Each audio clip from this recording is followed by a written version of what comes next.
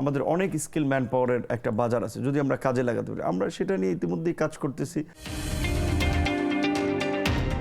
Saudi আরব 2029 সালের মধ্যে আমাদের একটি বিরাট সংখ্যক শ্রমিককে ফেরত দিতে চায়।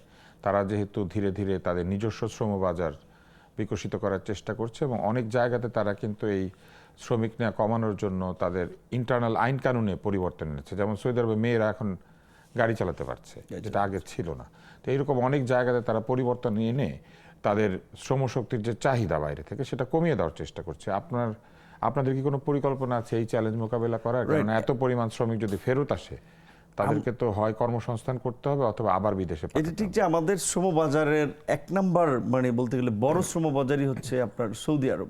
তো সৌদি আরব এটা ঠিক বলছে, আপনি 2030 সাল নাগাদ তাদের যে প্ল্যান পরিকল্পনা, সেখানে বিদেশি শ্রমিক কমিয়ে আনার একটা তাদের নিজস্ব চিন্তাভাবনা আছে, তাদের নিজস্ব লোকজনকে কর্মের ব্যবস্থা করে দেওয়ার জন্য।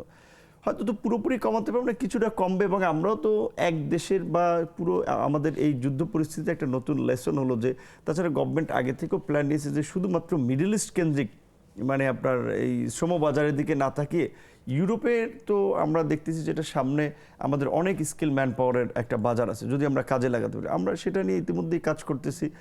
সরকার আপনারা জানেন যে একটা এনএসডিএ আপনার জাতীয় দক্ষতা উন্নয়ন কর্তৃপক্ষ করেছে, যে যাতে আমরা বাইরে সহ দেশের অভ্যন্তরীণ আমরা স্কিল ম্যান পাওয়ার তৈরি করতে পারি।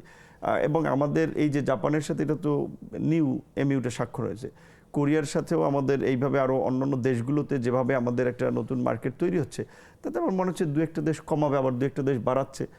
সেই ক্ষেত্রে এটা খুব বেশি অসুবিধা হবে বলে আমার মনে হয় না।